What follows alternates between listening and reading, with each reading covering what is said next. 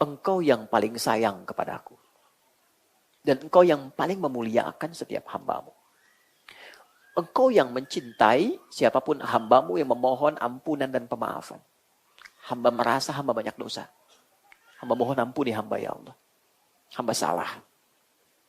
Begitu Anda ucapkan dengan ikhlas. Dan Anda hadirkan suasana dosa itu apa yang kita perbuat. Mengalir air mata. Air mata itulah yang mengkonfirmasi gugurnya semua dosa yang pernah dikerjakan. Jika itu bersamaan dengan komentarnya malaikat, amin kata malaikat, seketika selesai semua dosanya. Itu mahal sekali. Itu hanya didapatkan khusus bulan Ramadan.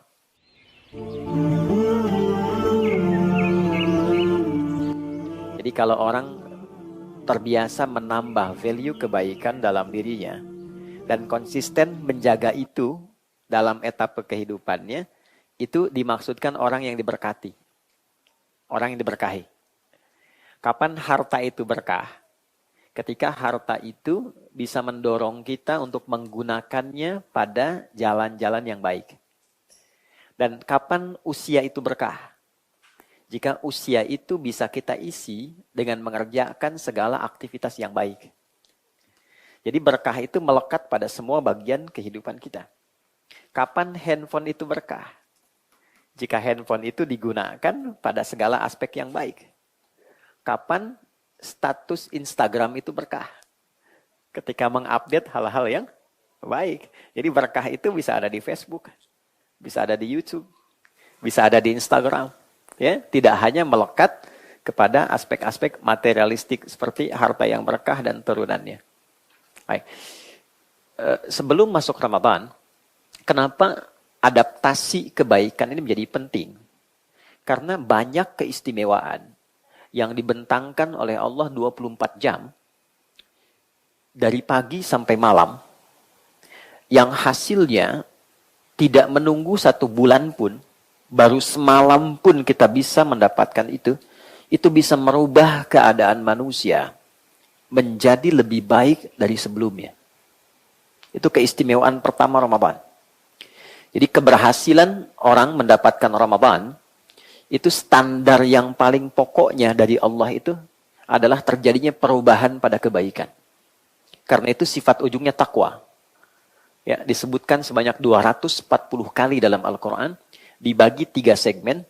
Segmen pertama terkait dengan ibadah, segmen kedua terkait dengan pengendalian nafsu, segmen ketiga tentang bab rumah tangga.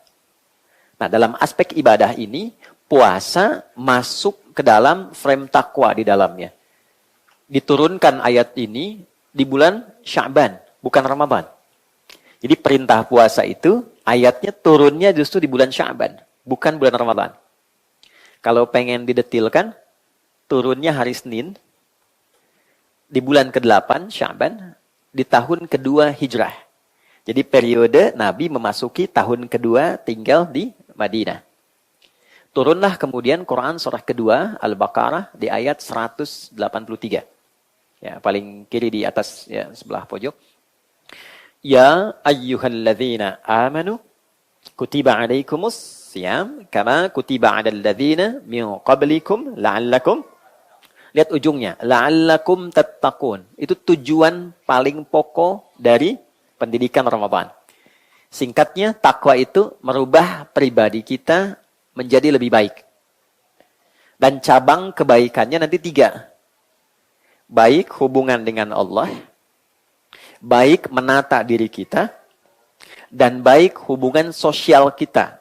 Sifatnya nanti ada dengan keluarga, dengan tetangga, dengan hewan, bahkan tumbuhan. Itu tingkat tertinggi takwa. Jadi diharapkan dengan pelatihan Ramadan ini, ya nanti bukan berapa banyak sholat yang ditunaikan. Berapa banyak kita bisa menghatamkan. Tapi dari sekian ayat yang dibaca, sekian sholat yang ditunaikan, berapa yang merubah kita menjadi pribadi yang lebih baik. Itu standarnya. Dan itu parameter Allah yang langsung berikan. Ya. Itu poin pertama. Yang paling penting dari itu, kata tattaqun itu dibuka dengan la'allakum. Diawali dengan la'allakum. Lihat ujungnya, la'allakum tattaqun. Di gramatikal bahasa Arab, la'alla itu masuk dalam kategori harfut taraji. Huruf yang digunakan untuk mengungkap satu harapan yang sangat didambakan, tapi tidak mungkin diraih kecuali dengan kesungguhan. Oke? Huruf yang digunakan untuk mengungkap satu harapan yang sangat didambakan. Siapa di antara kita yang tidak ingin jadi orang baik? Kan? Siapa di antara kita yang tidak ingin dinilai oleh Allah sebagai orang baik? Siapa di antara kita yang tidak ingin dinilai sebagai suami yang baik? Istri yang baik? Anak yang baik? Tetangga yang baik? Bukan tetangga masa gitu, kan? Dan seterusnya. Nah, poin ini ketika kita hadirkan berarti kan hal yang sangat didambakan. Dan kita sekarang butuh orang baik. Yang pintar banyak, tapi isiannya kan kebaikan. Ya, pintar tanpa baik jadi masalah. Ya kan? Bodoh tidak baik, bencana. Karena itu, ketika harapan ini begitu didambakan, tapi tetap tidak bisa diraih kecuali dengan kesungguhan. Artinya, maaf, tidak semua orang yang mendapatkan Ramadan itu bisa mendapatkan takwa. Kecuali dengan kesungguhan. Saya mulai dari sini dulu. Bismillah. Tidak semua orang yang mendapati Ramadan, ya kan? Bisa mendapatkan takwa, spirit perubahan untuk menjadi pribadi yang lebih baik, kecuali orang yang sungguh-sungguh, yang serius dalam menjalaninya.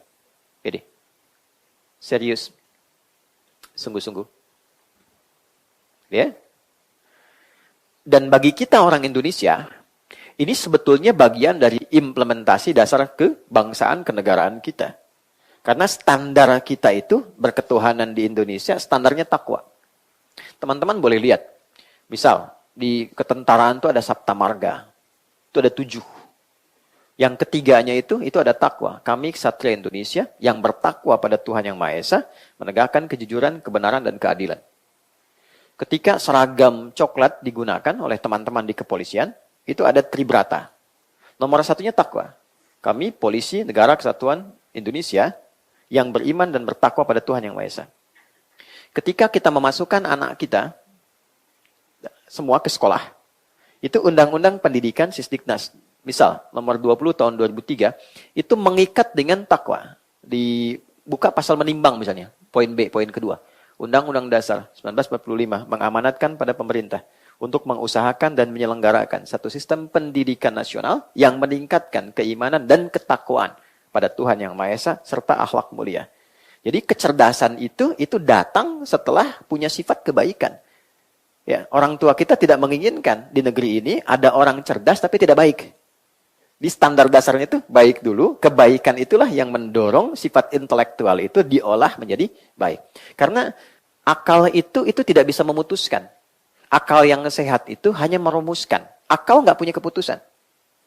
Jadi sifat akal itu hanya mengkonstruksikan pikiran supaya diperintahkan kepada fisik untuk segera dieksekusi.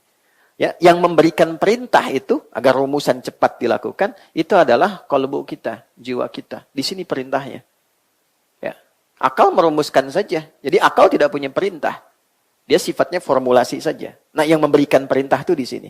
Di sini ada 2. Ada nafsu, nama lainnya fujur. Ada takwa. Keduanya sempurna disebutkan oleh Allah di Quran surah 91 ayat 7 sampai 10. Wa nafsi wa ma sawwaha. Aku telah sempurna ciptakan jiwa manusia dengan 2 karakternya yang berlawanan. Fa alhamaha fujuraha wa taqwaha. Maka di dalam diri manusia itu terdapat 2 potensi. Ya, yang satu katalis bagi yang baik, ya, kan harus jadi lawan katalis itu. Jadi yang baiknya takwa, lawannya fujur. Nama lain fujur itu nafsu. Takwa terkait nafsu disebutkan 115 kali dalam Al-Quran. Nafsu disebutkan 115 kali. Yang mensupport takwa, malaikat disebutkan 88 kali. Yang memprovokasi nafsu, setan disebutkan 88 kali. Sempurna dari sudut bilangannya. Jadi saya mau katakan bahwa takwa itu kebutuhan dasar kita sebagai manusia. Itu poin utamanya. Jadi saat diciptakan, memang Allah menciptakan kita sebagai orang baik. Makanya salah satu namanya ins. Disebutkan 18 kali dalam Al-Quran. Kita punya 5 nama. 1 bashar, kemampuan untuk memanage nafsu, disebutkan 35 kali dalam Al-Quran. Itu nama pertama untuk kita. Kedua ada insan, terkait totalitas aktivitas kita. Jadi teman-teman kalau ingin mengkaji, bikin kurikulum kegiatan dari bangun sampai tidur lagi, keluarkan kata insan dalam Al-Quran. Disebutkan sebanyak 65 kali. Kemudian kalau kita ingin melacak genealogi kita sampai ke Nabi Adam, dan belajar dari miniasi kehidupan beliau yang dilatih oleh Allah di surga sebelum turun di bumi, cari kata Bani Adam. Disebutkan 7 kali dalam Al-Quran. Kalau kita ingin belajar sifat sosial kita, yang tidak mungkin hidup sendiri, cara bersikap pada istri bagaimana, istri ke suami bagaimana, harmoni itu ditata seperti apa di rumah tangga, dengan tetangga bagaimana, sampai sifat yang lebih luas lagi, cari kata nas dalam Al-Quran. Setidaknya 240 kali disebutkan dalam Al-Quran. Tapi kalau kita ingin memahami tentang karakter diri kita saat diciptakan, kata dasarnya ins. Seringkali dipasangkan dengan jin untuk menunjukkan makna paradoks. 18 kali disebutkan dalam Al-Quran. Ins, al-ins. Ya ma'syaral jinni wal ins. Wa ma khalaqtul jinna wal ins. Itu maknanya langsung berlawanan. Jadi kalau jin, semua kata dalam bahasa Arab yang dibuka dengan jim dan nun, itu pasti tersembunyi. Ya, jim dan nun. Kan? Contoh, janin. Kenapa disebut janin? Karena tersembunyi dalam rahim seorang ibu. Oke? Jin disebut jin karena fitrahnya tersembunyi. Dia tidak nampak. Jadi kalau ada jin melakukan penampakan, itu jin sedang punya masalah. Ya. Apalagi manusia yang cari penampakan jin. Nah, itu pasti konslet itu. Ya. Nah, jin sifatnya tersembunyi, dia nggak boleh tampak. Ya, lain dengan manusia, lawannya ins. Ins itu tampak, terlihat. Karena eksistensi kita itu bisa hadir dengan penampakan kita. Jadi kalau ada suami pulang ke rumah, senang sembunyi-sembunyi, ya kan? Dia tahu pintu depan, dia lewat jendela, ini menunjukkan dia sedang, bukan jadi jin ya, bukan saya yang bilang ya. Dia sedang punya masalah. Kalau berpapasan dengan orang dan dia lari jalan untuk sembunyi, itu artinya kedua ini sedang punya persoalan. Gampangnya begitu. Karena fitrahnya tampak. Ya. Jannah, surga. Kenapa disebut jannah, surga itu? Karena sekarang belum tampak. Nanti setelah tampak, baru terlihat. Oke? Sifat kedua itu, jin itu kasar. Kasar. Makanya jarang ada orang kemasukan jin jadi lembut. Itu kayaknya susah ditemukan. Permisi Ustadz, mau ikut pengajian, sedang kemasukan jin, rasanya mustahil gitu ya. Ya, kalau dia tidak meracau, dia mengacau kan? Oke, nah lawannya ins itu lembut. Ins itu halus, lembut, lembut, halus. Turunannya Anas, Anis itu lembut. Tuturnya lembut, karakternya lembut, baik itu ins, dari kata ins. Jadi kita itu saat dicipta itu pribadinya lembut. Pernah nggak ada bayi baru lahir sudah mencela ibunya? Nggak ada kan? Kenapa mama melahirkan saya? Nggak ada. Dan sifat lembut itu menjadikan aura menyebar pada orang sekitarannya. Sehingga dari rahim siapapun kita bisa memuji dan menggendongnya. Anak siapapun. Senang, nyaman, baik. Itu yang dimaksud Quran surah ke-17 ayat 70. وَلَقَدْ كَرَّمْنَا بَنِي آدَمَ وَحَمَلْنَاهُمْ فِي الْبَرِّ وَالْبَحْرِ وَرَزَقْنَاهُمْ مِنَ الطَّيِّبَاتِ وَفَضَّلْنَاهُمْ عَلَى كَثِيرٍ مِمَّنْ خَلَقْنَا تَفْضِيلًا. Paham? Tidak. Oke, Quran surat 17 ayat 70. Dan aku pastikan, kata Allah, tidak aku ciptakan satu pun anak cucu Adam. Kecuali dia membawa bawaan fitrah yang baik. Jadi kita ini terlahir sebagai orang baik. Ya, karena itu dijaga supaya seluruh bagian tubuh ini tetap baik. Supaya tampil terhormat. Jadi kita diciptakan terhormat, dijagalah kehormatan ini oleh Allah. Hormat itu yang menjaganya, hukum menjaga supaya terhormat disebut haram. Dari kata hurmah diserap ke dalam bahasa Indonesia menjadi hormat. Itu dari bahasa Arab. Hurmah, penjagaannya disebut haram.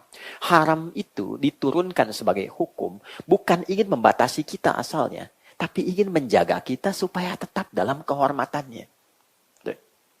Kenapa lisan tidak boleh mencela? Karena saat mencela akan runtuh kehormatannya. Nggak percaya silahkan Mas Primus pulang sini, celah orang tuh. Ya? Kehormatan kita runtuh. Karena itu dijaga oleh Allah, jaga supaya terhormat. Pandangan dijaga. Ya, kaki dijaga. Supaya apa? Dibuat hukum haram, haram mencela. Haram menyakiti, haram bikin hoax. Karena bukan hanya menyakiti orang, saat dilakukan menjadi turun kehormatannya.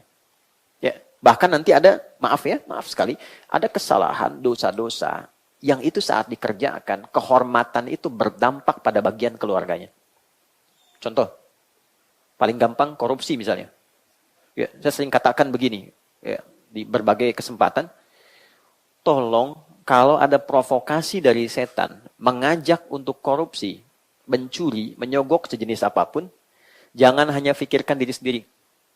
Pikirkan anak yang sedang sekolah. Pikirkan istri yang sedang di rumah.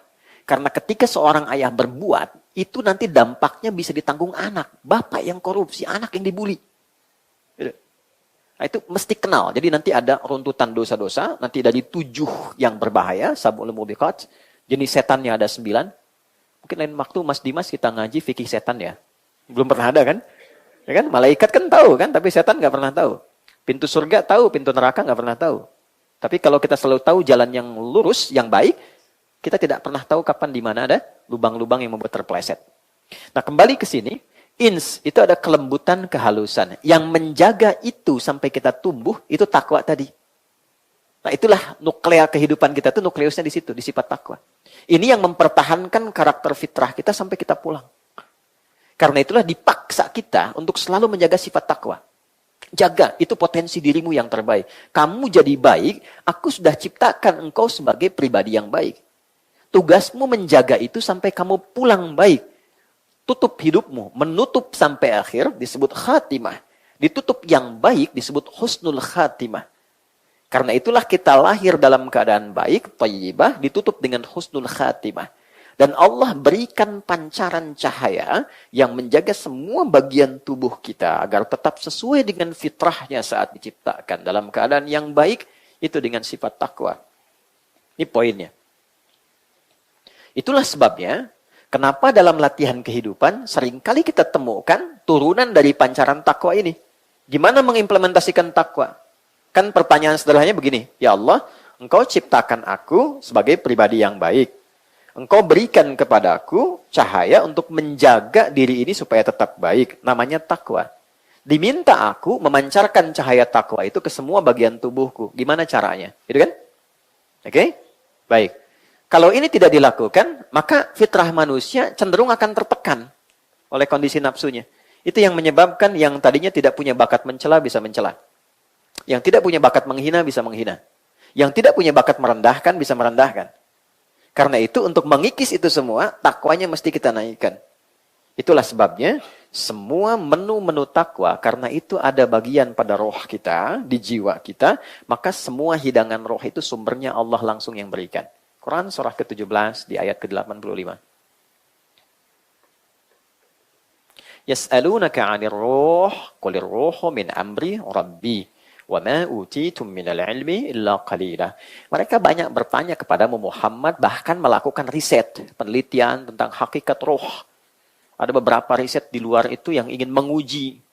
Bahkan ada yang sekarat ditutup ya pakai peti kaca itu untuk dideteksi bagaimana rohnya keluar. Tetap tidak bisa didapatkan informasi spesifiknya. Karena statement yang Allah tegaskan di awal, ini urusanku. Ini prerogatifku. Artinya semua yang terkait dengan kebutuhan roh, itu semua bersumber dari siapa? Allah. Ingat, sebelum kita melangkah lebih jauh, saya kuatkan dulu pondasi berfikirnya. Kita disebut manusia ketika memiliki 3 unsur. Tolong dicek ya, kira-kira siang ini 3 ini masih ada nggak? Kalau 1 tidak ada, kita kehilangan kemanusiaan kita. Mas Bilar cek nanti ya, masih ada nggak nih? 1 di antara 3 nih. 1, ada fisiknya. Dia awas. Oke? Kemana ya? Bahasa Arabnya jism, fisik tuh. Semua yang terkait dengan kebutuhan fisik disebut jasmani. Ya, jasmani itu dari bahasa Arab. Segala yang terkait dengan fisik. Jasmani. Oke? Tuh. Izinkan saya mengamati, aman ya? Oke. Kedua, ada akalnya. Ini untuk membedakan dengan hewan. Akal. Sekarang hari apa? Sabtu ya. 1 tambah 1 berapa? 2. Aman berarti ya. Karena hewan tak mungkin ya bisa berhitung. Baik. 3. Ini. ada rohnya. Ini disebut aklani yang terkait dengan kebutuhan akal, ini disebut rohani. Oke? Spiritual question, intellectual intelligentsia atau intellectual question, kemudian ini physical, ya, question. Balik sini. Pelan-pelan. Disebut manusia kalau tiga ini seutuhnya ada. Kalau ia fisik dan akal saja, rohnya tidak ada, maka dia menjadi mayat. Meninggal. Selesai ya? Oke. Makanya digambarkan pulangnya itu tenang. Tenang itu bahasa Arabnya sukun. Sukun, tenang. Makanya dulu ada orang Jepang yang bikin Dragon Ball yang kemarin satunya meninggal itu ya. Ya. Itu kalau Son Goku mengkame-kame Piccolo dan mati, kan ada bulatan di atasnya gitu ya. Nah, itu secara fitrah memang muncul. Ya, sukun, pengen tenang gitu pulangnya. Nah, itu selesai. Kalau dia, maaf, fisiknya ada, roh ada, akal tidak ada. Ini hewan.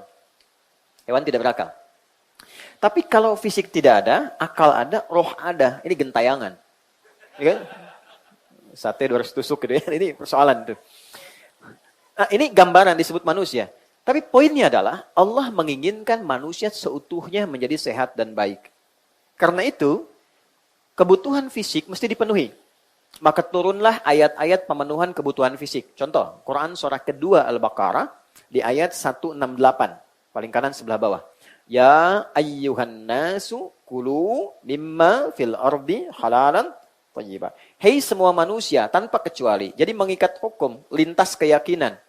Walaupun imannya kuat, tetap menjaga fisik itu mesti dilakukan.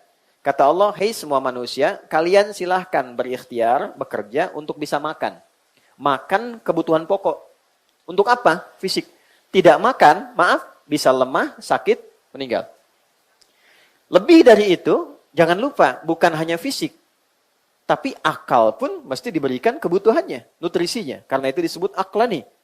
Untuk apa? Meringankan tugas fisik. Semakin kuat dan pintar akalnya, semakin ringan tugas fisiknya. S1 dengan S2, itu pekerjaannya pasti lebih berat S1. S2 lebih ringan. S3 lebih ringan lagi. Jadi semakin banyak ilmu walaupun tanpa gelar, itu meringankan tugas fisik. Karena itulah turun ayat-ayat yang memenuhi kebutuhan intelektual kita. Bahkan ayat pertama turun bunyinya, Iqra, diminta baca. Lalu diminta riset. Afala yanzuruna ilal ibili kaifa khuliqat. Silahkan di bidang perhewanan, riset. Langit dan bumi, inna fi khalqis samawati wal ardi wa ikhtilafil laili wan nahari la ayatin liulil albab. Siapa ulul albab itu? Alladzina yadhkuruna Allaha qiyaman wa qu'udan wa 'ala junubihim wa yatafakkaruna fi khalqis samawati wal ardi. Orang yang senang meriset berbagai hal bahkan di langit dan di bumi. Itu sifat standar orang Islam sejak bangun tidur. Jadi kita itu orang Islam menariknya oleh Nabi diminta sejak bangun tidur memfungsikan akal kita secara sempurna untuk menyiapkan agenda harian kita dari sejak bangun tidur. Itu ada di Sunan Abu Daud, nomor hadis 1367, riwayatnya sahabat Ibnu Abbas radhiyallahu taala anhuma. Itulah sebabnya kenapa salat pertama disebut subuh. Dari kata asbah. Artinya orang yang sudah siap dengan agenda yang akan dia kerjakan. Jadi orang Islam tuh kalau bangun, dia sudah jelas jam 7 mau kerjakan apa. Jam 8 mau lakukan apa? Jam 12 ada di mana? Terukur hidupnya. Menjadi muslim itu pasti pintar. Tidak ada catatan sejarah yang menunjukkan orang-orang bahkan di era Nabi menjadi Islam itu kehilangan intelektualitasnya. Tidak ada. Semua bertambah pintar. Ya, teman-teman yang akhwat, yang perempuan, kenal nggak dengan Abdullah bin Mas'ud? Kalau kenal saya pulang ya. Kenal. Oke. Itu ada sahabat Nabi, Abdullah bin Mas'ud, menguasai bahasa Persia cuma dalam 3 hari setelah masuk Islam. Ya, Abdurrahman bin Auf itu jadi pintar di ilmu manajemen setelah masuk Islam. Valuasi dari aset yang ditinggalkan, itu saya pernah riset, dan serius risetnya diuji 15 profesor, itu mendapatkan hasil 72.000 triliun. Setelah masuk Islam. Jadi semua aspek. Meningkat kepintarannya itu. Bilal tidak pernah cemburu dengan hartanya Utsman. Sepeninggal Nabi, itu pernah ditawari posisi hakim agung. Tapi beliau menolak dengan kejeniusannya itu. Karena apa? Sudah menyimpulkan bahwa saya pilih passion saya itu di tenaga. Utsman ibadah dengan harta, Ali dengan ilmunya, Abu Bakar dengan kedudukannya. Saya pilih harta, saya pilih tenaga. Ketika saya adzan, Allahu Akbar, Nabi komen, langsung saya like. Saya subscribe itu kan. Apa komen Nabi? Saya dengar suara tapak kaki Bilal di surga. Saya adzan aja udah ke surga. Ngapain saya keras kerja kayak Utsman katanya. Tapi Utsman kan pilih passion yang lain. Ya kan? Beliau pilih menggunakan hartanya. Tapi singkatnya berubah kadar intelektualnya. Jadi Islam itu ada ayat tentang riset. Ada ayat tentang analisis pasca kejadian. Sebelum kejadian. Minimal baca. Jadi kalau ada orang mengaku muslim. Sehari nggak baca. Itu rendah kadar keislamannya. Kita itu umat riset, umat baca. Ya. Tapi juga mesti seimbang. Maaf, mesti seimbang. Intelektual diisi, jasmani diisi, rohnya diisi. Kalau enggak gelisah. Dan ini yang paling bahaya. Orang sepintar apapun, hartanya banyak, fisiknya bagus, hatinya tidak mendapatkan nutrisinya, kegelisahan tinggi, ujung-ujungnya nanam cabai, Pak. Ya. Ngapain kumpulin harta banyak-banyak kalau cuma buat akhirnya pergi ke daerah, nanam kangkung, nanam cabai, hanya untuk memenuhi kebutuhan rohnya saja. Ya, saya tanya sama teman-teman nih, maaf saya yang sering ke perempuan ya, karena ini babnya bab perempuan. Ya, teman-teman yang perempuan, kalau di rumah tangga itu yang diharapkan rumah tangga yang apa? Oke, sakinah, mawaddah, warahmah. Pertanyaan saya, kenapa sakinah didahulukan sebelum mawaddah? Mawaddah itu apa? Tuh kan, pengen samara tapi nggak pernah dikaji gitu kan? Mawaddah itu dari kata maddah, limpahan materi yang membuat dukungan kehidupan rumah tangga lebih bahagia. Kan? Kan senang saat dapat rumah baru, gitu kan? Senang saat cemberut datang suami bawa gelang 2 kilo gitu kan? Nah, ya. Handphone baru itu mawaddah namanya. Nggak apa-apa, itu cinta itu berhias materi itu standar, biasa. Ya. Tapi maksud saya, kenapa sakinah didahulukan? Sakinah kan tenang kan? Karena harta yang tidak diiringi oleh ketenangan itu membuat rumah tangga menjadi hampa. Contoh ya, pilih ya. Kaya tapi gelisah atau miskin tapi tenang. Tidak ada pilihan ketiga. Udah. Itu aja. Saya paham saya. Kaya tapi gelisah atau miskin tapi tenang. Pilih. Kan? Kan? Kalau terjebak dilema di antara dua cinta, pilih yang ketiga. Gitu ya. Kaya tapi tenang. Nah, itu poinnya. Nah, untuk menjaga itu Allah tahu sebelum kita bertanya. Allah tahu sebelum kita berkeluh kesah. Karena itu, ini sudah menjadi standar penciptaan, menjaga kita supaya ada di frame tadi itu, kemudian diberikanlah, diinstal dalam diri kita apa yang disebut dengan takwa. Takwa itu menunya ini. Roh. Karena itu diinstalnya di jiwa. Ketika roh masuk ke dalam fisik, berubah jadi nafas. Diserap ke dalam bahasa Indonesia, bernafas. Itu asalnya dari bahasa Arab. Kenapa bisa bernafas? Karena roh sudah ada ke dalam fisik. Di usia 4 bulan kandungan. Oke, temukan di Quran surah ke-7 ayat 172. Dikonfirmasi di hadis Muslim, dikutip oleh Imam An-Nawawi, hadis keempat di Al-Arba'in An-Nawawiyah. Ya. Oke, secara cepatnya. Jadi setiap diminta tingkatkan takwa. Dan kita dievaluasi para ikhwan, lelaki, ayah, siapapun posisi kita, apapun itu. Setiap Jumat kan kita Jumatan kan? Masih ingat gak? Kan ada 5 pilar khutbah itu. 5 rukun khutbah. Di antara yang 5 ini, selalu khatib harus berpesan tentang takwa kepada jamaah. Kalau enggak, gugur khutbahnya. Bayang gak? Ada 5 pilar, rukun khutbah itu 5. Satu di antara 5 itu adalah tausiah takwa. Mengingatkan jamaah untuk mengecek, muhasabah, evaluasi, standar takwanya setiap pekan sampai Jumat itu keadaannya bagaimana. Ya. Maka ketika khatib mengatakan, ya ayyuhalladzina amanu taqullaha haqqa tuqatih. Wahai jamaah semua yang merasa beriman, coba cek diri kita. Takwa kita sudah sampai mana? Bahasa kitanya begitu. Anda posisinya apa? Sebagai anak, apa wujud takwanya kepada ibu dan ayahnya? Anda sebagai suami, wujud takwanya membimbing istri, menyayanginya bagaimana? Sebagai ayah, wujud takwa menyayangi anak seperti apa? Sebagai tetangga, itu dalam sekali. Cuma 1 kalimat. Makanya ada ulama yang cuma menyampaikan pesan takwa, tutup khutbah.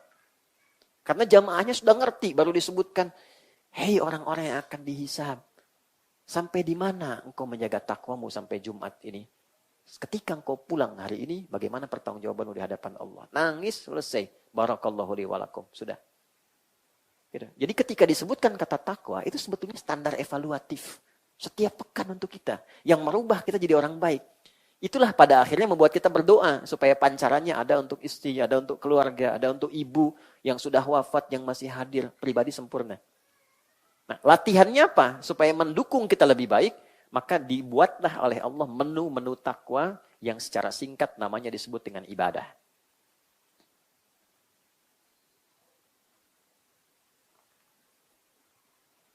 Nah, jadi saat diminta ibadah itu sebetulnya bukan ingin memaksa kita melakukan sebuah beban, tidak.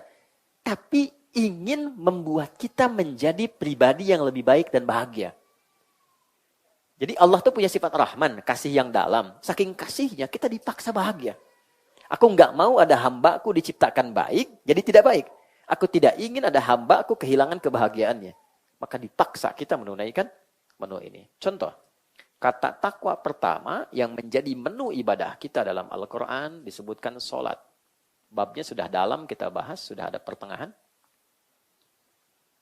Silahkan teman-teman cek. Sholat ini ketika pertama disebutkan di Quran disandingkan dengan takwa. Al-Baqarah ayat 2 dan 3. Dzalikal kitabu la raiba fihi hudal lil muttaqin. Alladzina yu'minuna bil wa yuqimunas muttaqin itu orang sholat. Orang takwa, ya kan?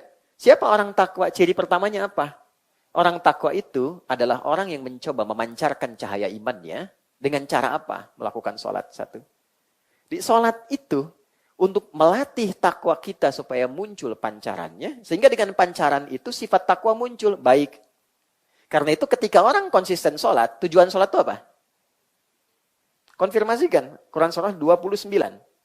Oke, ayat 45. Kita hafal sih tengahnya, tapi awalnya kurang hafal.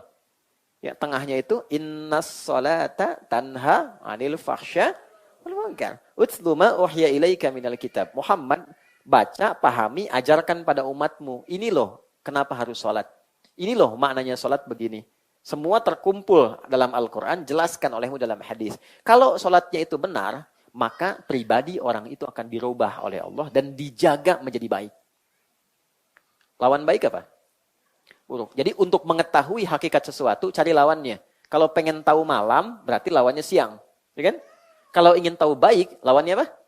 Buruk. Buruk itu cuma dua. Kalau bukan fahsyah, itu mungkar. Maaf teman-teman, maaf sekali. Maafkan saya. Fahsyah itu keburukan yang bersumber dari buruknya syahwat. Misal, zina, selingkuh, kata-kata jorok, kotor, LGBT, ya, dan sejenisnya homoseksual, lesbian itu masuk kategori fahsyah. Jadi kalau ada orang dalam hidupnya menunaikan sholat, misal, tapi kata-katanya masih kotor, itu ada yang salah dalam sholatnya. Karena pasti sholat itu kalau benar merubah pribadi orang jadi baik. Pasti jadi baik. Gampangnya gini lah, kenapa sih Nabi itu diutusnya di lingkungan masyarakat yang ekosistemnya sudah rusak. Saking rusaknya disebut jahiliyah. Jahil itu orangnya, maaf ya, jahlun itu sifatnya. Kalau dikumpulkan jahiliyah sudah buruk, orangnya ikut buruk. Ya. Kalau mabuk di masyarakat jahiliyah itu, yang paling prematur, pemabuk pemula, itu sehari 5 kali. Pemula itu. Ya. Zina hatam dengan segala jenisnya. Tapi ketika risalah Islam datang dan sholat, berubah semua. Jadi orang baik. Oke, mungkar, keburukan yang diingkari oleh hati. Sumbernya nafsu perut dan akal. Mencuri, merampok, membunuh, dan semua jenisnya. Berbohong itu mungkar. Jadi artinya, orang sholat itu pasti baik. Makanya kita belajar dari awal sampai akhir kan, dengan maknanya. Nah, dua apa?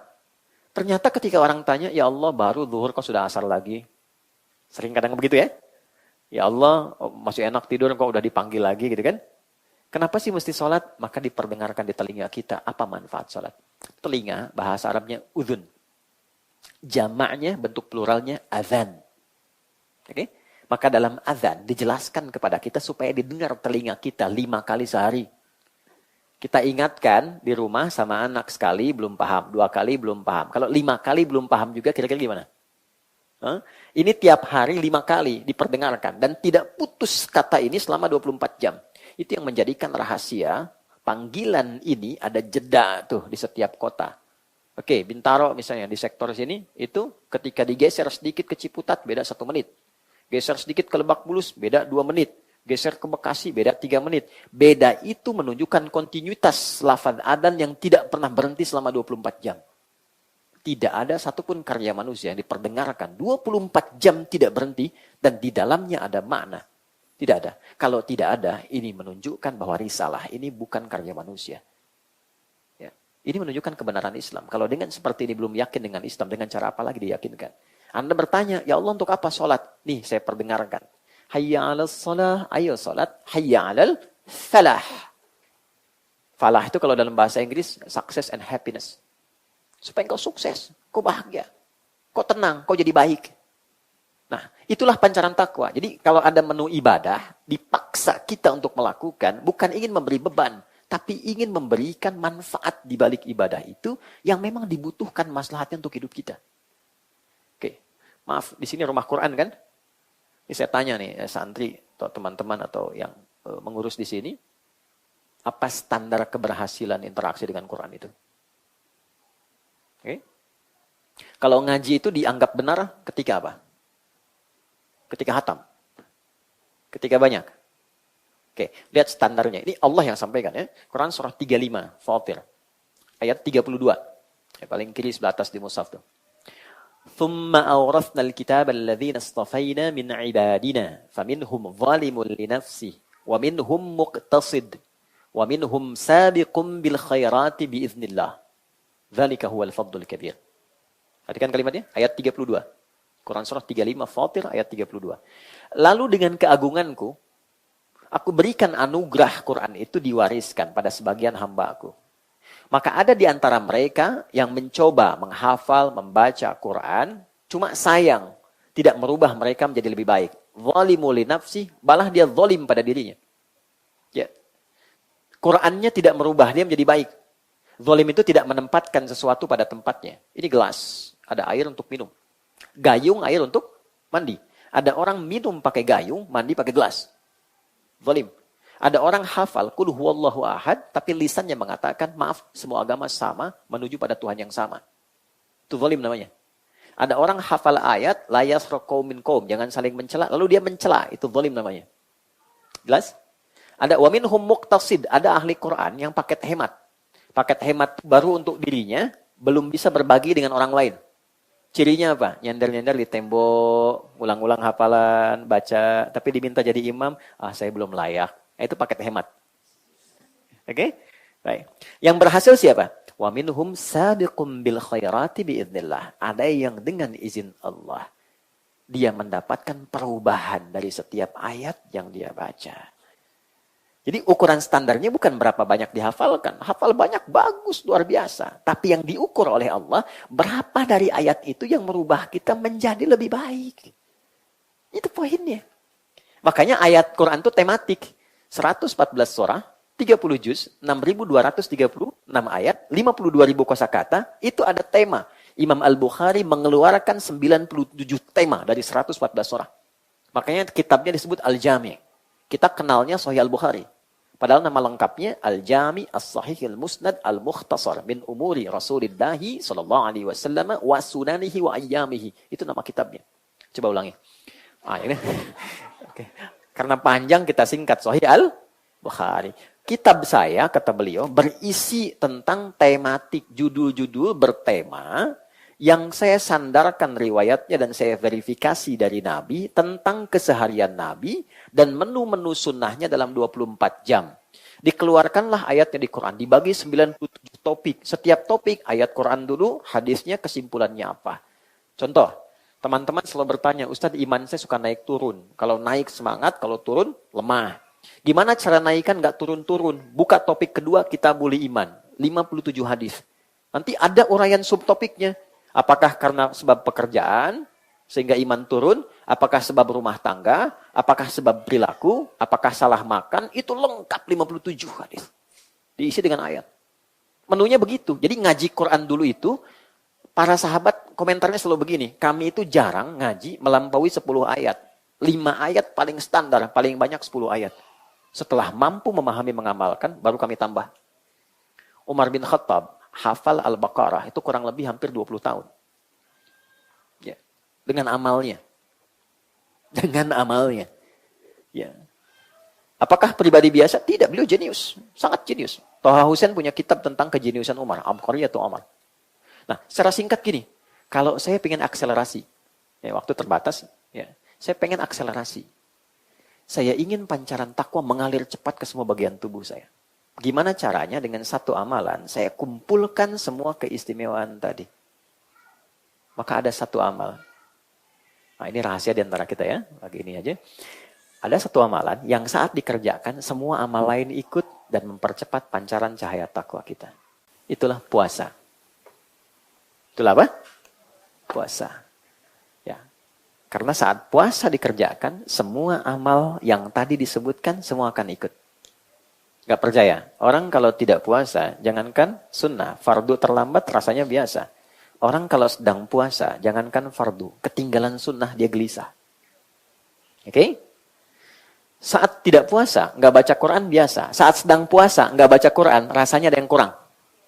Gitu. Tidak puasa, ada orang minta di depan mata, belum tentu diberi. Saat puasa, yang tidak kelihatan, mulai dihitung. Di sini du'afanya berapa ya? Yatimnya berapa ya? Itu hebatnya puasa. Dan saat yang bersamaan, puasa itu bisa menekan fungsi-fungsi nafsu. Jadi taat meningkat, maksiat ditekan. Ya, maaf, orang bohong, itu libur dulu bohongnya kalau puasa. Koruptor itu libur kalau puasa tuh. Ya, minimal takut batal puasanya. Ya. Ya, ada kisah tetangga, itu pemarah luar biasa. Suaminya pemarah, marah aja gitu. Ngelihat orang, marah. Jalan sama istrinya, sedang puasa. Buka jam 6, 6 kurang seperempat, dapat provokasi dari tetangganya. Sore. Tapi beliau nggak marah, dia diam aja kan. Istrinya tanya, Mas, nggak marah, tumben?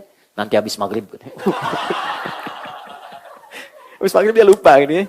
Jadi, ada kondisi yang luar biasa di puasa itu. Itulah sebabnya Allah turunkan menu ini tahunan untuk mengakumulasikan semua etapa kehidupan kita agar dalam tahap itu berubah menjadi baik seutuhnya. Turunlah ayat ini di bulan Sya'ban, hari Senin, ya kan? Kemudian di tahun kedua Hijrah. Dan dikumpulkan dalam satu jenis puasa yang sifatnya wajib. Supaya apa? Semua kita wajib baik dan wajib kembali dalam keadaan yang terbaik. Disinilah kita bahas, tidak semua sayangnya yang masuk ke Ramadan ini berubah menjadi baik kecuali yang serius. Nah, bagaimana cara kita serius memasuki Ramadan sehingga berhasil sesuai dengan standar yang Allah sampaikan? Itulah inti materi yang akan kita bahas. Jadi yang tadi itu pembukaan, mukadimah. Kita belum mulai. Ini intinya. Kita belum mulai, tenang ya. Insya Allah. Oke. Bismillah. Saya izin hapus sebentar ya. Mudah-mudahan berkah pembahasan kita ya, insya Allah. Amin. Ya, tinggal amin aja. Saya yang datang, nyampaikan, nulis sendiri, hapus sendiri. Ya, Masya Allah, luar biasa. Tidak apa-apa. Ini bercanda ya, bercanda. Insya Allah. Oke, yuk kita mulai. Sudah? Kita mulai tentang persiapan memasuki Ramadan, khususnya di akhir-akhir bulan Sya'ban. Sekarang sudah tanggal berapa, teman-teman? 28. 28 ya, besok 29. Gampangnya begini, kalau ada sidang isbat berarti tanggal 29. Oke? Baik, sekarang 28, besok 29. Besok nanti ada sidang isbat. Sudah? Baik. Saya akan memulai dulu dengan satu hadis standar dulu. Gimana Nabi mempersiapkan diri sebelum masuk ke Ramadan. Hadisnya riwayat Muslim, Imam Muslim, nomor hadis 2357, 2357, yang meriwayatkannya sahabat Usamah bin Zaid. Secara singkat, sahabat Usamah ini satu kali mengamati Nabi melakukan satu perilaku khusus di bulan Sya'ban. Di sahabat ini senang mengamati Nabi, apa yang dikerjakan diikutin gitu. Ya. Secara singkatnya, beliau mengatakan begini, Ya Rasulullah ya kama qala, lam araka tasumu kama tasumu Sya'ban. Saya itu mengamati Anda tidak pernah menunaikan kebiasaan puasa sebanyak bulan Sya'ban. Kenapa gitu? Baik, cepat Nabi langsung jawab begini. Dzalika asy-syahrul ladzi yaghfulu 'anhu an-nas baina Rajab wa Ramadan. Itu bulan istimewa, dia punya keistimewaan letaknya antara Rajab dan Ramadan. Baik, sekarang kita gali sebentar ya. Orang ini sudah tahu kalau Sya'ban ini antara Rajab dengan Ramadan. Sudah paham? Kenapa Nabi sebutkan lagi letaknya? Nah, pendalaman di ilmu hadis memberikan kesan begini. Biasanya orang kalau sudah masuk Rajab, perhatiannya tinggi. Belajar tentang sholat, Isra Mi'raj, peringatan Isra Mi'raj. Ya, itu dibawa sampai bahkan ke Sya'ban. Sehingga peringatan Isra Mi'raj pun yang Rajab itu bisa dilakukan di Sya'ban. Ya, sehingga lupa, tahu-tahu udah dekat Ramadan. Nunggu Ramadan. Padahal ternyata desainnya itu Sya'ban adalah momentum untuk persiapan menuju Ramadan. Adaptasinya di Sya'ban, bukan di Rajab. Rajab punya keistimewaan tersendiri, Sya'ban punya babnya sendiri. Jadi saat masuk Sya'ban, Nabi ungkap, satu, ini tolong catat ya, karena tinggal sehari. Setelah itu sudah masuk Ramadan. Apa keutamaan yang pertama? Satu, turfa'u fihil a'malus salihah ila rabbil alamin. Keutamaan Sya'ban yang pertama, semua amal kita yang biasa cuma dicatat. Ada malaikat tuh, ladaihi raqibun atid, yang mencatat, catatan itu akan diungkap. Ya, faman ya'mal mithqala dzarratin khairan yarah, wa man ya'mal mithqala dzarratin syarran yarah. Sekecil apapun diungkap lewat catatan itu. Iqra kitabak kafa bi nafsikal yauma 'alaika hasiba. Diungkap, lihat isi catatanmu. Khusus bulan Sya'ban itu tidak sekedar dicatat. Itu catatan semua amal manusia langsung dibawa naik, lalu ditampilkan di hadapan Allah, dibacakan, diviralkan. Perhatikan di sini yang perlu dicatat. Allah itu tidak dinaikkan pun sebelum dicatat sudah tahu amal hambanya. Sebelum dilakukan pun sudah tahu Allah. Kenapa ada kalimat, ada redaksi ini sampai diangkat, ditampilkan? Maksudnya memberikan motivasi kepada kita yang tidak tahu tentang itu. Oke? Begini, kalau ada orang dapat award dari perbuatan baiknya dan diumumkan se-Indonesia, senang nggak? Senang. Ya. Ada orang disebutkan, diviralkan amalnya di hadapan Allah. Ya, teman-teman lagi baca Quran nih. Kalau di luar Sya'ban, diberi nilai, dicatat, setiap hurufnya 10. At-Tirmidzi nomor hadis 2910. Setiap baca satu huruf, 10. Salat, selesai 10. Berjamaah kali 27. Di masjid kali lagi 25. Itu konstruksi hadisnya. Tapi kalau Anda kerjakan itu di bulan Sya'ban, baca satu ayat, dapat nilai, langsung dilaporkan, disebutkan. Si fulan baca ini sekian ayat, si fulan baca sekian ayat. Langsung diviralkan di hadapan arsy Allah Subhanahu wa Ta'ala. Karena itu kata Nabi, aku tidak ingin dalam keadaan amalku diangkat, aku sedang tidak baik-baik saja. Itulah sebabnya aku menyiapkan diri. Ya. Dan cara paling efektif menyiapkan diri itu supaya jadi baik, akselerasinya puasa. Itulah sebabnya Nabi banyak puasa di bulan Sya'ban, sunnah. Jelas ya? Itu kemuliaan pertama Sya'ban. Yang kedua, kenapa ini menjadi penting? Kata Nabi, wa baina Ramadan, karena akan datang Ramadan yang keistimewaannya lebih dahsyat lagi. Maka kita harus masuk ke Ramadan dalam keadaan yang sudah baik. Kalau belum baik, nanti adaptasinya lambat. Orang sudah meraih keistimewaan, kita masih adaptasi. Maaf, bukan kita ya. Ada orang yang masih adaptasi gitu. Kan kita tidak pengen ikutan gitu ya. Oke? Baik. Jadi, apa yang Nabi ungkap? Satu, membiasakan diri saat Sya'ban akan memudahkan adaptasi tubuh kita menjalani ibadah di Ramadan. Metabolisme tubuh kita tuh sudah mulai menyesuaikan. Nah, ini fikih, maaf teman-teman, maaf saya dengan kalimat ini. Saya dengan teman-teman mu'alaf. Tahun ini pertama kali puasa. Latihannya Sya'ban. Oke, ada anak-anak misalnya baru tumbuh nih, mau balik tahun ini, latihannya Sya'ban. Jadi sampai zuhur bukanya itu Sya'ban. Terus sampai dia kuat asar. Nabi itu ngajarinnya simple, sayang banget sama anak-anak cucu gitu ya. Jangan dipaksa, Bu. Karena Allah saja tidak menghisab. Anak belum balik, dia dilatih puasa tuh. Mama lapar zuhur, buka.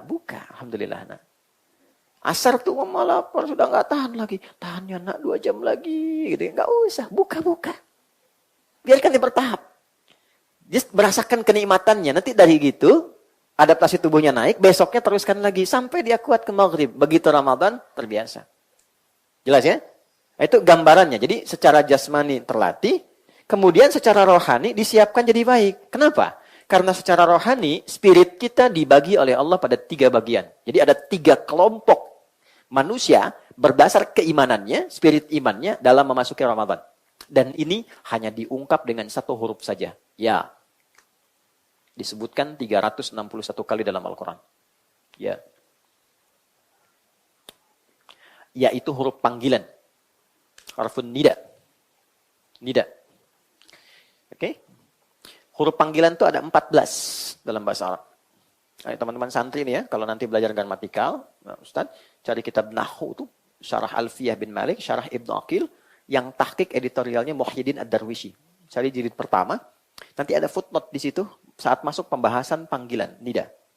Ada 14, bisa A, bisa Ya, Ayah, dan seterusnya. Tapi di Quran yang digunakan cuma 1. Ya, 361 kali. Kenapa? Karena secara fungsional, huruf ya ini bisa mencakup semua fungsi. Dia memanggil yang dekat, menengah, atau jauh. Maaf, harfun nida, linida'il qarib, wal mutawassit, wal ba'id. Huruf yang digunakan memanggil objek, baik yang dekat, menengah, ataupun jauh. Teruskan, nanti saya balik untuk menegaskan. Ayyuha disebutkan 150 kali dalam Al-Quran. Oke? Ayyunya munada untuk menguatkan sebuah hukum, haknya tanbih mengingatkan orang yang dipanggil menunaikan hukum itu. Alladzina disebutkan 1080 kali dalam Al-Quran. Oke? Kata sambung konjungsi menunjuk pada objek tanpa batas. Semua tanpa kecuali. Laki-laki, perempuan, besar, kecil, apapun statusnya. Kaya, cukup, punya kedudukan atau tidak. Terpanggil dengan itu. Dan disatukan dengan iman. Jadi kalau kita buka ayat puasa ini, yang turun tadi di bulan Sya'ban, ya, baik, di hari Senin tadi, tahun 2 Hijrah, ya ayyuhalladzina amanu, kurang lebih tafsirnya begini. Hei semua pemilik iman. Yang aku mengetahui bahwa kadar imanmu itu berbeda-beda. Ada yang tipis sehingga jauh jaraknya dariku. Ada yang menengah sehingga standar saja denganku. Ada yang kuat sehingga begitu dekat denganku. Aku ingatkan ya, aku tegaskan, aku akan berikan anugerah satu ibadah yang dengan itu yang jauh akan dekat, yang menengah semakin mendekat, dan yang dekat semakin lekat denganku. Jadi orang-orang yang mengatakan beriman saat akan masuk Ramadan, oleh Allah dibagi 3 golongan. Ada yang imannya masih tipis, cirinya jauh dari Allah. Cara ngukur iman gini, standarnya ada di Quran surah 8 ayat kedua. Jadi kalau siang ini kita pengen ngukur, tadi kan ukuran manusia sudah ya. Sekarang kita ngukur imannya ada di level mana. Ya, keripik ada levelnya, iman ada levelnya. Ya, ada iman, oke? Apa ukurannya? Quran surah 8 Al-Anfal ayat 2. Di situ pakai innama, adatul hasri, huruf pembatas. Innamal mu'minuna. Sungguh orang beriman itu ciri standarnya sebagai berikut kata Allah. Idza dzukirallahu, kalau disebutkan nama Allah, didengar oleh telinganya, wajilat qulubuhum. Maka ada konfirmasi getaran dalam hatinya.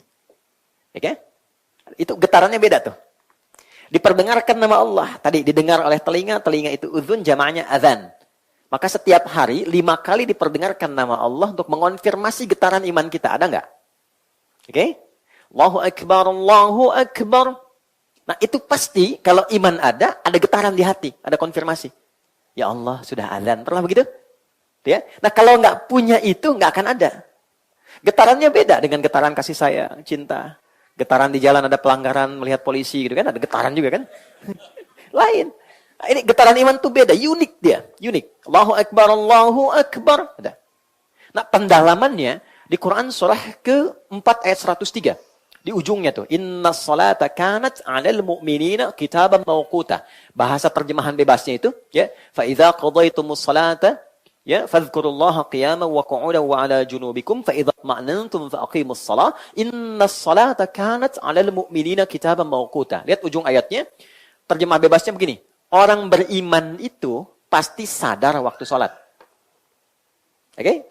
Telah ditetapkan oleh Allah kewajiban waktunya. Nah, orang beriman itu tahu waktu sholat. Tapi menyikapi sifat tahunya ada 3. Allahu Akbar, Allahu Akbar. Subuh jam berapa teman-teman? 442, 448, 445. Terjadi perbedaan pendapat tentang waktu sholat subuh. Ini menunjukkan Anda dari daerah yang berbeda-beda. Ya, alhamdulillah bisa kumpul di sini ya. Semoga Allah berkahi. Oke, kita ambil 4:45. Allahu Akbar, Allahu Akbar. Jam 4:45. Begitu dipanggil, kita langsung atau Anda langsung sadar, ya Allah sudah adzan, saya siap-siap. Begitu dipanggil, saat dipanggil siap-siap. Itu imannya standar.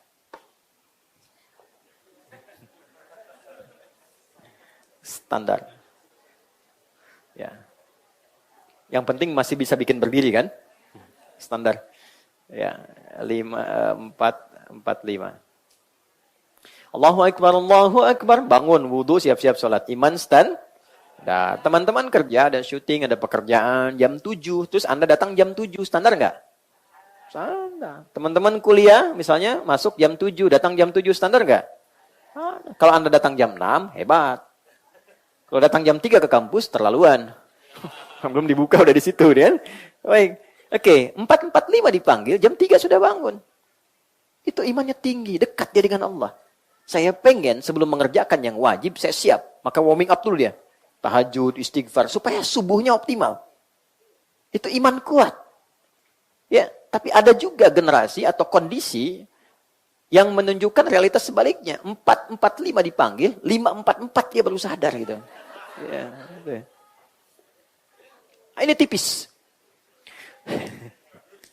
Nah, ini sebelum masuk Ramadan, kondisinya akan ditemukan. Nanti ketika iman disandingkan dengan puasa, kutiba alaikumus.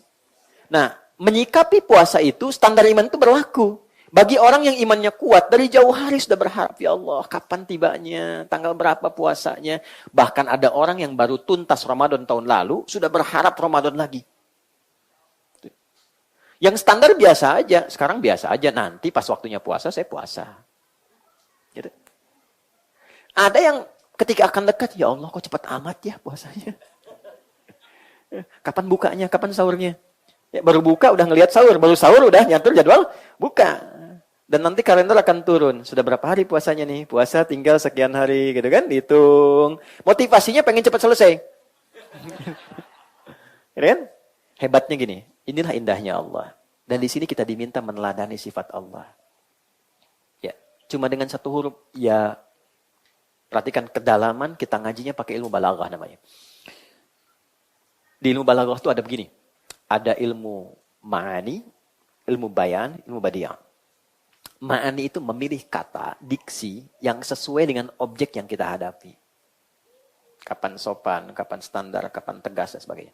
Bayan mengungkap satu kalimat sehingga mudah dimengerti oleh lawan bicara. Badi menyampaikan kalimat yang jelas dan indah sehingga nyaman diterima lawan bicara. Menyampaikan tidak terasa digurui.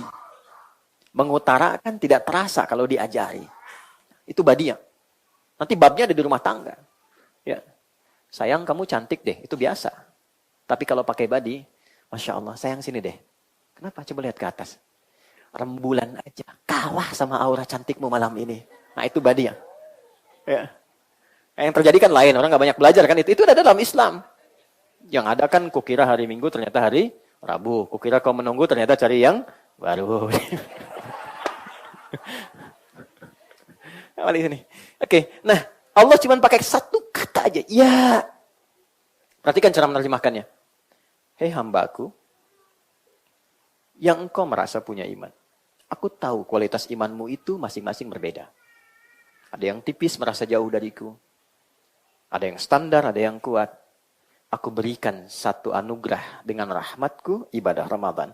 Yang dengan itu aku tidak peduli berapapun kualitas imanmu. Yang lemah, aku akan naikkan standarnya sehingga menjadi kuat. Yang menengah semakin lekat, yang dekat semakin mendekat.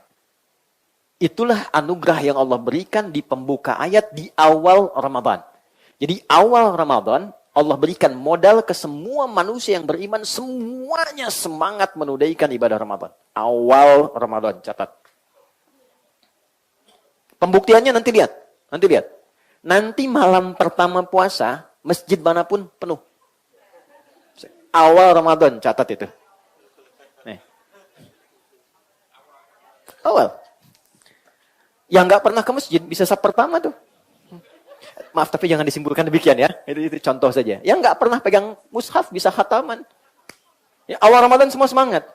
Cuma kalau kita tidak siapkan persiapan yang Nabi hadirkan sejak Sya'ban, nanti modal yang Allah berikan tidak bisa dijaga sampai akhir. Ini yang menunjukkan dan selalu melahirkan kisah klasik setiap Ramadan datang. Pertengahan kan terjadi kemajuan kan? Sapnya maju tuh. Ya kan? Akhir Ramadan makin maju kan? Ya kan? Orientasi orang udah mudik kan? Dan dia tidak menyiapkan mudik akhiratnya. Itu problemnya. Karena itu, sejak Ramadan, Nabi menyampaikan sebuah pesan agar setiap umatnya menyiapkan kurikulum Ramadan sebelum memasukinya. Supaya jelas kegiatan apa yang direncanakan saat masuk Ramadan. Jadi nggak ada yang bingung, malam pertama apa yang dikerjakan, paginya apa, kegiatannya apa, tengah-tengah apa, targetnya apa, sampai terakhir. Sehingga nanti ukuran keberhasilannya apa. Sampai finish. Baik? Nah, secara singkat ada 5 program, 5 kurikulum, 5 agenda yang di-highlight oleh Nabi untuk disiapkan sejak Sya'ban. Dan kita ada 1 hari untuk merumuskan itu semua, lalu mencapai target saat Ramadan tiba di tahun ini. Ya, mudah-mudahan dimudahkan insya Allah ya. Nah, tidak cukup dengan amin, saya sebutkan dulu, kita bahas dulu ya. Oke. Kita masih ada waktu kurang lebih hampir 12 atau 15 menit ke depan. 1. Meningkatkan sholat. Pelan-pelan ya. Meningkatkan sholat. 2. Meningkatkan interaksi dengan Al-Quran. Interaksi dengan Al-Quran. 3. Memperbanyak sedekah. Memperbanyak sedekah. 4. Memperbanyak doa. 5. Memperbanyak taubat. Memperbanyak taubat. Ini 5 agenda pokok yang mohon dengan sangat optimalkan saat Ramadan. Sesuai kemampuan kita masing-masing. Baik, yuk kita detilkan dengan cepat. Memperbanyak sholat. Saya berikan ukuran standar saja ya. Standar. Jadi nanti dalam sehari usahakan dijaga yang standar ini. Sehari itu maksudnya siang malam. 40 rakaat. Berapa rakaat? 40, oke ya. Kita pecah dulu. 40 ini, 17 yang fardu, yang salat wajib. Subuh sampai isya ya. Oke, rumusnya cepat. 24, 4, 3, 4. Ya. 2 rakaat subuh, 4 rakaat zuhur, 4 asar, 3 maghrib, 4 isya. Oke. Baik. 17 jumlahnya. 12 rakaat sunnah rawatib. Oke. Rawatib itu dari kata ratib atau tertib. Yang nempel dengan yang fardu. Tersusun dengan yang fardu. Bisa sebelum, bisa setelah. Oke. Jumlahnya 12. Yang terakhir, ya, 11 rakaat sholat malam. Yang nanti kita sebut dengan tarawih. Nanti kita jabarkan. Ya. Saya sebut standar itu kalau nanti pengen 23 boleh. Pengen 39 boleh. Saya ambil yang paling standar untuk memudahkan. Baik, 17 tambah 12, 29, tambah 11, 40 kan? Baik ya? Oke, nanti kita rincikan ya satu-satu. Manfaatnya apa? Kalau kita sholat sekarang, sholat fardu, dapat pahala. Sekali sholat 10 kebaikan. Ya. Pahala itu nanti ditampakkannya saat akan meninggal. Baru ditampakkan. Kalau teman-teman ngaji surat At-Tahrim, surah ke-66, ada 12 ayat, 5 sifat. Ketika masuk ayat 11 sampai 12, itu kan ada kalimat yang viral dari Sayyidah Asiyah, istrinya Firaun. Ketika akan dieksekusi, lalu diikat di tiang, akan dieksekusi, beliau berdoa. Doanya viral. Dan ini jadi sanad doa ya. Jadi teman-teman kalau ingin dimudahkan dengan amalnya saat sakaratul maut, dan ditampakkan hasilnya saat pulang kepada Allah, itu bisa digunakan sanad doanya. Rabbi benili indaka baitan fil jannah. Ya. Wa najjini min fir'auna wa amalih. Ini kisahnya beliau. Jadi ketika akan dieksekusi, beliau mengatakan, ya Allah, dengan segala perjuanganku menjaga imanku, mohon buktikan dan hadirkan janjimu untuk membangunkan istana untukku di surga. Dan tampakkan menjelang wafatku supaya aku dengan itu tidak merasakan kejinya hukuman Firaun. Ditampakkanlah oleh Allah istana surganya. Ketika itu senyum, saat senyum itulah komen Firaun. Kita langsung dislike aja gitu ya. Jadi begitu komen, ini perempuan bla bla bla, saya tidak bisa mengungkapkannya, mau dibunuh kok masih sempat tersenyum. Jadi dia melihat fisiknya, tidak melihat apa yang dirasakan secara spiritualnya. Jadi begitu senyum, meninggal dalam senyumnya. Dia tidak merasakan hukuman Firaun. Diwafatkan dalam keadaan demikian. Nah, itu yang dimaksud husnul khatimah. Husnul khatimah itu saat mau meninggal, itu ditampakkan surganya hasil ibadahnya. Itu dikonfirmasi di Quran surah 89 ayat 27 sampai 30. Ya ayyatuhan nafsul mutmainnah. Mutmainnah itu sifat tumakninah. Tumakninah itu dalam ibadah. Ruku tumakninah, sujud tumakninah. Tumakninah membentuk sifat mutmainnah, jiwa yang tenang.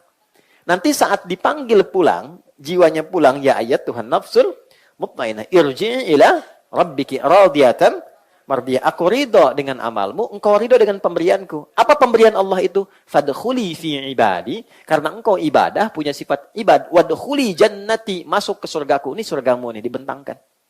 Itu yang menyebabkan orang senyum, meninggal. Ada yang baca Quran, sesuai kebiasaan. Ada yang sedang sholat, sujud tanpa surga, meninggal. Mau begitu? Nanti zuhur sebentar lagi, ya, tak sholat. Kalau belum ajal, belum tentu. Ya. Ada yang sedang mengajar, senyum. Ada yang sedang belajar, senyum. Ditampakkan. Itu sifatnya gitu. Ya, sifat bagiannya. Nah, saya balik ke aspek tadi. Sholat itu yang standar kita menunaikan setiap wajib. Dapat pahala kebaikan, nanti ditampakkan saat akan pulang.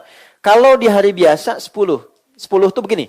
Jangan 1, 2, 3, bukan begitu ngitungnya. 1 ke 2, 500 tahun. 2 ke 3, 500 tahun. 3 ke 4, 500 tahun. Kalau teman-teman tunaikan berjamaah, kali 27 lagi. Kalau ditunaikan di masjid, kali 25. Itu gambaran pahalanya. Jadi sayang kalau nggak ke masjid. Minimal jamaah. Oke? Kalau Ramadan, kali 10 lagi. Kali 10 lagi. Jadi jangan terlambat. Ya, yang 17 itu, sholat fardu. Sholat sunnah, yang tadi 12, itu menyempurnakan yang fardu. Jadi kalau ada yang kadang subuh, rakaat pertama fokus, rakaat kedua sudah mulai ingat kreditan, ingat jemuran, kan? Macam-macam. Itu yang menutupi itu sholat sunnah tadi, yang 12 rakaat. Tutup semua. Khusus untuk Ramadan, ditambahkan kemuliaannya, di luar Ramadan, kalau konsisten dijaga sampai meninggal 12 rakaat itu, Allah langsung perintahkan malaikat bangunkan istana di tepian surga untuknya. Hadisnya sahih di At-Tirmidzi. Man shalla itsnatai asyrata rak'atan arba'an qabla adh-dhuhri, rak'ataini ya ba'daha, rak'ataini ba'dal maghrib, rak'ataini ba'dal isya, rak'ataini qabla subhi, bunya lahu bihinna baitun fil jannah. Aku akan jamin dari kalimat Nabi, orang yang konsisten menunaikan 12 rakaat yang mengiringi salat fardu siang atau malam sampai meninggal dunianya, hadiahnya dari Allah dibangunkan satu istana di tepian surga. Itu di luar Ramadan. Ramadan kali 10 kali lipat lagi. Khusus untuk salat malam, tarawih, qiyamul lail. Inilah keutamaan yang paling banyak. Untuk itu izin saya detilkan di sini. Memanfaatkan waktu yang kurang lebih kita ada 5 menit sampai ke zuhur. Teman-teman, salat malam itu. Begitu diputuskan besok Ramadan, malamnya kan tarawih ya. Dimulailah paket Ramadan. Orang menduga Ramadan itu mulainya saat puasanya. Ternyata Allah langsung declare Ramadan itu satu paket siang dan malam. Dimulai malamnya. Malamnya sholat, siangnya puasa. Jadi kalau ada, bukan kita ya, ada orang puasa, malamnya nggak sholat, puasanya sah. Dia nggak sholat tarawih, dia tidak mendapatkan kesempurnaan Ramadan. Apa dalilnya? Al-Baqarah ayat 187. Di ujung ayatnya. ثُمَّ أَتِمُّ الصِّيَامَ إِلَى اللَّيْلِ يَحِلَّ لَكُمْ لَيْلَةَ الصِّيَامِ الرَّفَثُ إِلَى نِسَائِكُمْ هُنَّ لِبَاسٌ لَكُمْ وَأَنْتُمْ لِبَاسٌ لَهُنَّ عَلِمَ اللَّهُ أَنَّكُمْ كُنْتُمْ تَخْتَنُونَ أَنفُسَكُمْ فَتَابَ عَلَيْكُمْ فَالْآنَ بَاشِرُوهُنَّ. Itu kan?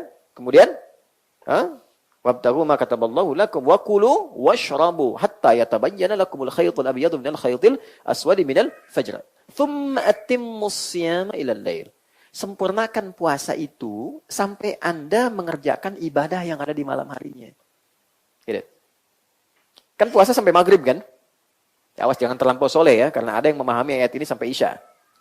Bukan, puasanya sampai maghrib, ba'da isyanya amalan sholat malam. Jadi tarawih itu sepaket. Nah, keutamaan tarawih, dan itu amal pertama di Ramadan, kalau kita baru menunaikan saja salam 2 rakaat dan mengerjakan apa yang Nabi tunjukkan, semua dosa yang pernah dilakukan gugur seketika. Semua. Catat ini, semua dosanya gugur. Tapi saya klarifikasi dulu ya. Catatan ini penting. Kecuali utang. Utang tetap dibayar. Tidak lunas ya. Ya, ini catatan ulama hadis. Catatan ulama hadis. Jadi kalau ngaji hadis ini ada catatan khusus di situ. Yang digugurkan adalah dosa bukan utang, kata para ulama tuh. Ya, jadi jangan disimpulkan dan Anda tidak usah terlalu dramatis. Akhi, ya Allah aja menggugurkan dosa, masa Anda nggak bisa menggugurkan utang deh. Oke, yuk kita mulai. Yang kita bahas namanya 2 teknisnya, 3 aja. Yang ketiga doanya. Masih ada waktu? Masih ya? Insyaallah sebentar ya. 1. Apa namanya? Salat apa? Oke. Namanya itu sebetulnya dari Nabi itu isyaratnya qiyam Ramadan. Qiyam Ramadan. Dalilnya apa? Al-Bukhari nomor hadis 37. Al-Bukhari nomor hadis 37. Di hadis Muslim nomor hadis 759. Oke, penyampai riwayatnya sahabat Abu Hurairah radhiyallahu taala anhu.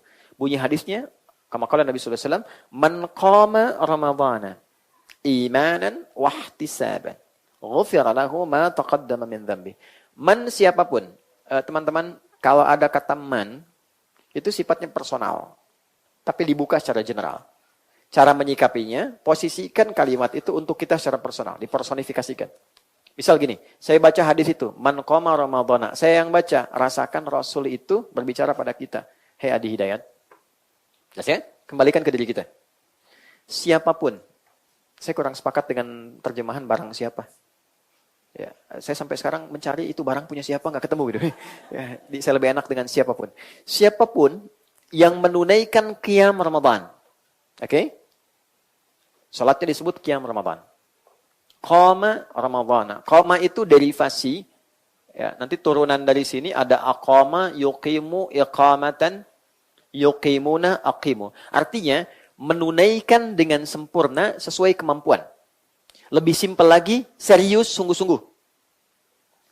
Jadi maksud Nabi, kalau mengerjakan sholat ini, qiyam Ramadan ini, tolong kerjakan dengan serius. Jangan banyak bercanda. Tolong kerjakan dengan sungguh-sungguh. Bagaimana caranya? Teruskan. Man qama Ramadhana. Siapa yang menunaikan ibadah sholat di malam Ramadan dengan sungguh-sungguh. Jadi sholat ini khusus hanya Ramadan saja. Di luar Ramadan nggak ada sifatnya. Apa jenis kesungguhannya? Imanan. Dia lakukan sepenuh imannya. Ikhlas. Niatnya hanya lillah. Karena Allah. Ya. Penting ini kita elaborasi sedikit. Kenapa ada kata imanan, keikhlasan? Karena nanti motif orang menunaikan sholat ini bisa jadi 3 bagian. Hadis Nabi di Al-Bukhari nomor hadis yang pertama.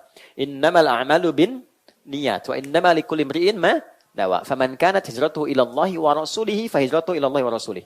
Motif pertama, lillah, ikhlas. Oke? Motif kedua, lidunya yusibuha. Karena motif duniawi. Ya, ada orang datang gitu kan ke situ sambil ketemuan yuk, sambil jualan. Oke? Update status. Hari ke-13 ceklik malam ini di Istiqlal, gitu ya, hanya untuk menunjukkan saja. Oke, pelan-pelan kita kurangi itu. Kalau ingin menginformasikan berbagi sah, bergantung pada niat kita. Atau motif ketiga, modus awi mar'atin yankihuha, cari jodoh. Cari peluang gitu. Inti peluang. Bisa terjadi, gitu kan? Oke, saya agak cepat saja. Dari 3 ini intinya, jaga betul niatkan karena Allah. Siapapun imamnya. Kalau memang nasibnya dapat ke situ bagus, alhamdulillah. Kurang bagus, ya alhamdulillah, tidak apa-apa. Nanti cari yang lain. Jangan keluar kata-kata yang kurang bagus. Wahtisaban, ini poin utamanya.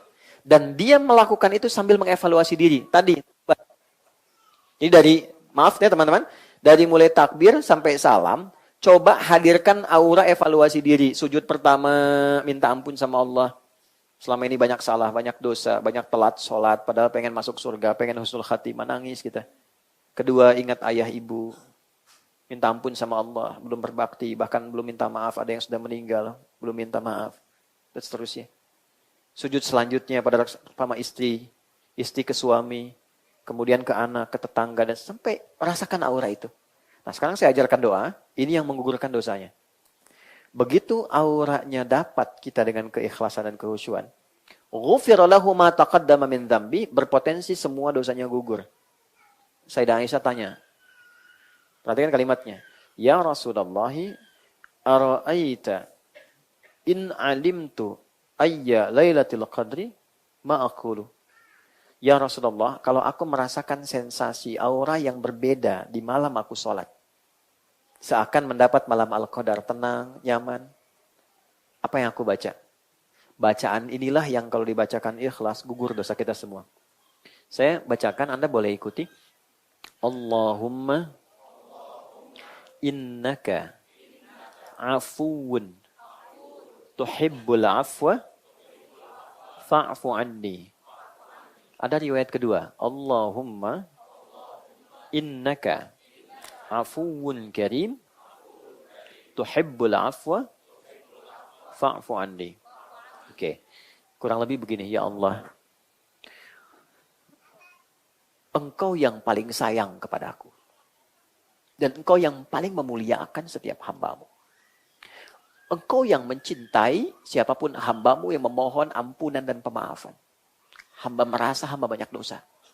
Hamba mohon ampuni hamba, ya Allah. Hamba salah.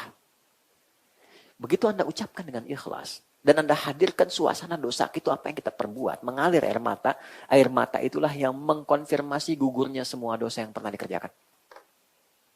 Jika itu bersamaan dengan komentarnya malaikat, amin, kata malaikat, seketika selesai semua dosanya. Nah, itu mahal sekali. Itu hanya didapatkan khusus bulan Ramadan. Jadi nggak sembarangan. Allah sudah kasih nikmat awalnya supaya semua orang berubah. Cuma kadang esensinya nggak kita dapatkan. Itu poinnya. Karena itu jadilah dampaknya ke hati tenang. Sesuatu yang dikerjakan memberikan dampak ke hati tenang, di hati itu ada roh. Maka pekerjaan yang membuat hati tenang namanya tarwihah. Ya, minta waktu sedikit 5 menit. Tarwihah. Hal yang membuat hati kita damai, tenang, nyaman. Kalau kita kerjakan berkali-kali, minta lagi, minta ampun lagi, mohon lagi, maka bentuknya berubah jadi jama', tarawih. Nah, disinilah muncul kata tarawih.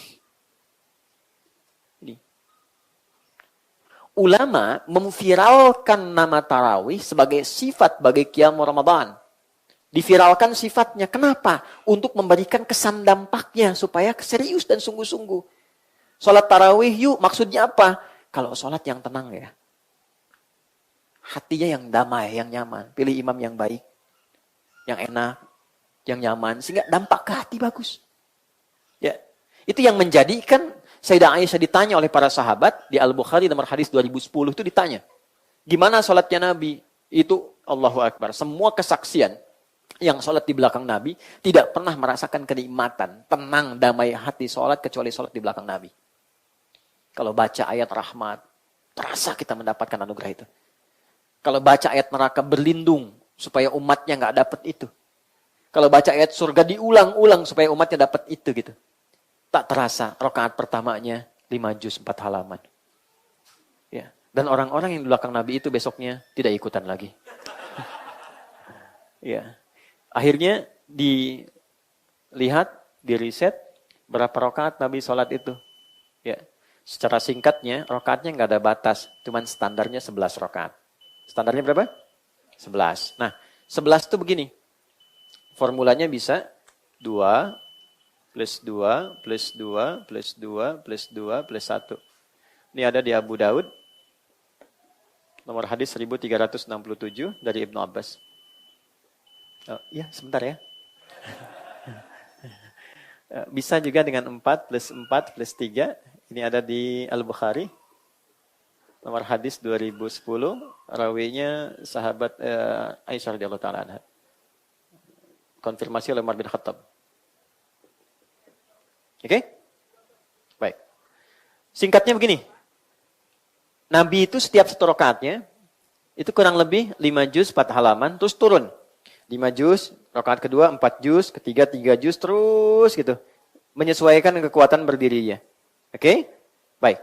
Sampai ke Abu Bakar eranya ini masih berlaku. Tapi ke zaman Umar sudah meluas, Islam sudah ke Persia, menyebar. Ketahanannya berbeda. Karena kasusnya makin meningkat ketika imam salah, makin hilang jamaah. Kan? Maka Umar dengan kejeniusannya melihat peluang di satu hadis yang diriwayatkan oleh anaknya sendiri. Itu ada di hadis Muslim nomor hadis 749 dari Ibnu Umar. Salatul laili mathna mathna wa idza khasya ahadakumul fajra falyutir rakatan wahidah. Salat malam itu yang penting kata Nabi, tunaikan 2 rakaat supaya nyaman, tenang, enggak ada batas. Kalau khawatir fajar tiba, segera tutup 1 rakaat. Jadi enggak ada batas asalnya.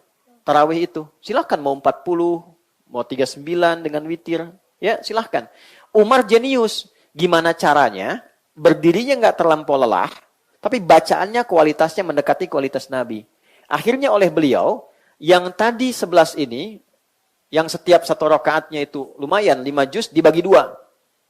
Supaya ini dipecah 2, 1 pecah 2. Yang 5 dibagi 2, 2,5, 2,5, gitu kan? Nanti begitu 4 bagi 2 lagi, 3 bagi 2 lagi. Akhirnya gampangnya begini, jadikan kali 2 aja ini untuk menjaga kualitas bacaan Nabi, tambah rakaat tapi bacaan tetap sama. 11 kali 2 berapa? 22 plus tutup witirnya 1, 23. Inilah asalnya 23 rakaat. Jadi motivasi awalnya untuk menjaga bacaannya Nabi. Masih banyak. Nanti yang kalau sudah semakin nggak tahan, dia tambah rakaat. Makanya di Madinah ada yang 37, 39. Jadi motivasinya, saya pengen mendekati Nabi, pengen diikutin. Yang penting banyak ikut. Jadi intinya adalah, silahkan. Mau 11 boleh, 23 boleh. Dan nggak ada kaitan sama NU Muhammadiyah. Kamu berapa? 11 Muhammadiyah ya. Nggak ada hubungan. Oke? Baik, jadi yang penting jaga, jangan sampai yang 11 rakaat hampir 1 jam, yang 23 7 menit. Lokbar. Nah, kita tidak boleh juga mencela, hanya kita mengoreksi diri bahwa ini rasa-rasanya kurang tepat dengan kualifikasi ini. Ya, jangan juga 11 madnya panjang tapi ayatnya sedikit. Saya tutup sekalian sholat di pesantren, pertama masuk pesantren di Garut, itu junior. Imamnya senior, tingkat tinggi paling akhir, kelas 6. Membaca madnya sempurna, 6 harakat setiap berhenti. Kan boleh 3 cara. Bismillahirrahmanirrahim. Alhamdulillahirrabbilalamin. Ar-Rahmanirrahim. Itu namanya hadar, bacaan cepat 2 harakat. Boleh pertengahan, tawassit. Ya. Bismillahirrahmanirrahim. Alhamdulillahirrabbilalamin. Ar-Rahmanir-Rahim. Itu 4 harakat. Yang paling panjang tiwal itu 6. Bismillahirrahmanirrahim. Alhamdulillahirrabbilalamin. Itu imamnya baca yang paling panjang. Suaranya keras. Begitu waladhdallin yang dibaca Yasin. Wah celaka saya bilang nih, baru masuk pesantren udah dapet ini. Tapi kita tawakal dan manfaat tawakal itu berkahnya banyak. Yasin, Allahu Akbar. Alhamdulillah selamat saya. Ya. Oke, jadi itulah kurikulum yang kita siapkan. Sayang waktunya mungkin sudah selesai teman-teman. Jadi nanti silahkan dengan Quran dirinci satu-satu. Ya, bisa baca saja, memperbanyak. Nanti ada formulasinya. Bisa mengkaji, memahami. Bisa juga menghafal. Kalau bisa bagi 3. 10 hari pertama saya usahakan hatam 30 juz. Jadi sehari 3 juz tinggal dibagi aja. 10 hari kedua, kan tiap hari baca Al-Fatihah. Coba ambil 1 buku, tafsir, lihat, kaji. Pahalanya banyak. Banyak sekali. 10 hari ketiga mungkin menghafal juz amma. Ikutnya itikaf sedikit-sedikit ya. Optimalkan. Sedekah, cari yang cerdas. Ya, punya uang 50.000, belikan mushaf, simpan di RQM. Ya, atau berikan mereka makanan supaya ngajinya keluar. Setiap yang dibaca kita dapat pahalanya. Ya. Kemudian doa iringi dengan yang baik-baik. Tolong dari sekarang dirinci, bikin listnya. Udah, yang spesifik aja butuhnya apa, minta yang dibutuhkan. Ya, masalah keluarga, masalah dengan orang tua, masalah dengan anak-anak, masalah dengan diri pribadi, satu-satu tulis. Nanti setiap hari minta, fokuskan satu, minta satu. Tapi dengan rasa mintanya. Ya.